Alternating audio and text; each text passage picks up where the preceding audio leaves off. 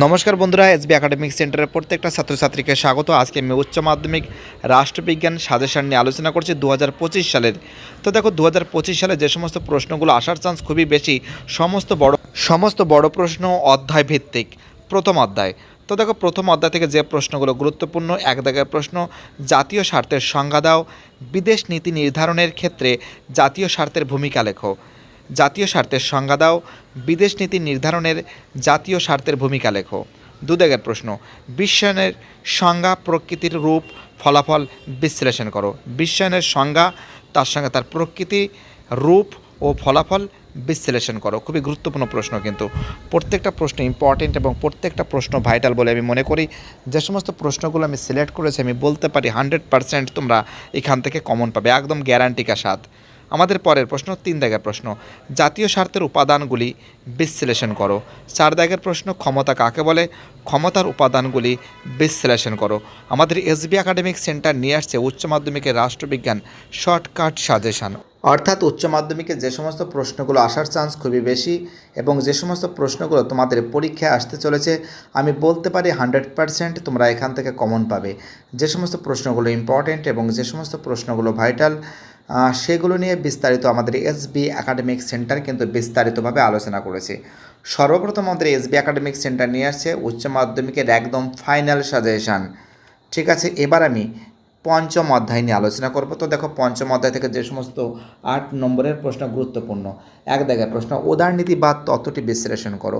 সব থেকে খতরনাক ইম্পর্টেন্ট উদারনীতিবাদ, এবং তার সঙ্গে মার্ক্সবাদটা ভালো করে পড়বে, যেখানে দ্বন্দ্বমূলক বস্তুবাদ, ঐতিহাসিক বস্তুবাদ, বিপ্লবী তত্ত্ব, এইগুলো ভালো করে পড়বে। ঠিক আছে, মার্ক্সবাদের মূল সূত্রগুলো ভালো করে ডিটেলস পড়বে। ঠিক আছে, আর সব থেকে ভাইটাল কোশ্চেন কিন্তু উদারনীতিবাদ, বহুত বহুত বহুত খতরনাক ইম্পর্টেন্ট বলে আমি মনে করি।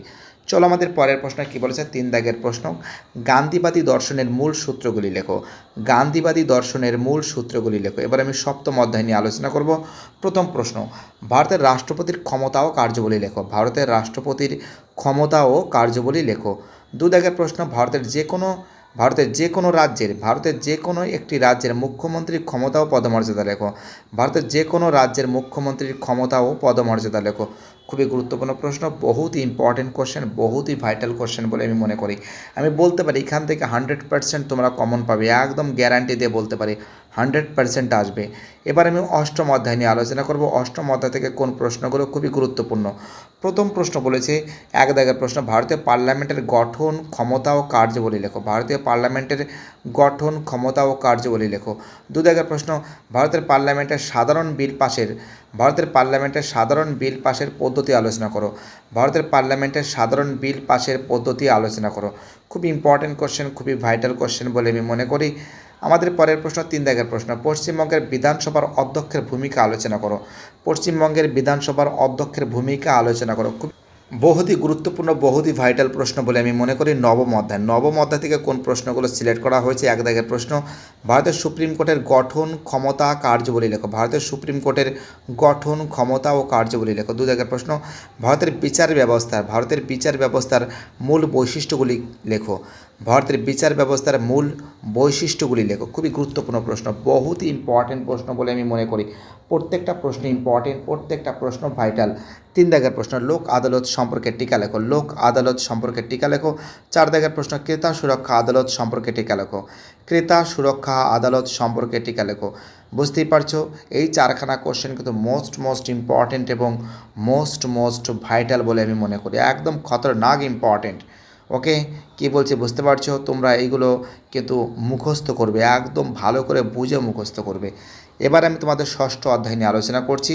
তো দেখো ষষ্ঠ অধ্যায় কিন্তু আমি লাস্টের দিকে দেখাচ্ছি। এক দাগের প্রশ্ন, ক্ষমতা স্বতন্ত্রকরণ নীতির পক্ষে বিপক্ষে যুক্তি দাও। ক্ষমতা স্বতন্ত্রকরণ নীতির পক্ষে বিপক্ষে যুক্তি দাও। 2 দাগের প্রশ্ন, এক কক্ষ ও দ্বিকক্ষ আইনসভার পক্ষে বিপক্ষে যুক্তি দাও। এক কক্ষ ও দ্বিকক্ষ আইনসভার পক্ষে বিপক্ষে যুক্তি দাও। খুবই গুরুত্বপূর্ণ প্রশ্ন, বহুত ইম্পর্টেন্ট প্রশ্ন, বহুতই ভাইটাল প্রশ্ন। সর্বপ্রথম আমাদের এসবি একাডেমিক সেন্টার নিয়ে আসছে উচ্চ মাধ্যমিক একদম ফাইনাল সাজেশন, 100% গ্যারান্টি দিয়ে বলতে পারি এখান থেকে তোমরা কমন পাবে। 3 দাগের প্রশ্ন, বিচার বিভাগীয় সমীক্ষা বলতে কী বোঝো? বিচার বিভাগের স্বাধীনতা ও নিরপেক্ষতা কিভাবে রক্ষিত হয়? বিচার বিভাগীয় সমীক্ষা বলতে কী বোঝো? বিচার বিভাগের স্বাধীনতা ও নিরপেক্ষতা কিভাবে রক্ষিত হয় তা আলোচনা করো। খুবই ইম্পর্ট্যান্ট প্রশ্ন, খুবই ভাইটাল কোশ্চেন বলে আমি মনে করি। প্রত্যেকটা প্রশ্ন ইম্পর্ট্যান্ট, প্রত্যেকটা প্রশ্ন ভাইটাল। সর্বপ্রথম আমাদের এসবি একাডেমিক সেন্টার নিয়ে আসছে একদম সম্পূর্ণরূপে ফাইনাল সাজেশান। তোমাদের কাছে আমি একান্তভাবে অনুরোধ করছি, চ্যানেলের সঙ্গে যুক্ত থাকো, চ্যানেলটাকে সাবস্ক্রাইব করো এবং সমস্ত বন্ধুদের মধ্যে শেয়ার করো। 4 দাগের প্রশ্ন, আধুনিক রাষ্ট্রের শাসন বিভাগের কার্যাবলী লেখো। আধুনিক রাষ্ট্রের শাসন বিভাগের কার্যাবলী লেখো। বহুত ইম্পর্টেন্ট প্রশ্ন, বহুতই ভাইটাল প্রশ্ন। তো দেখো 5/40 নম্বর, 5/40 নম্বর থেকে যে সমস্ত প্রশ্নগুলো আসতে পারে সে সম্পর্কে আমি বিস্তারিত আলোচনা করছি।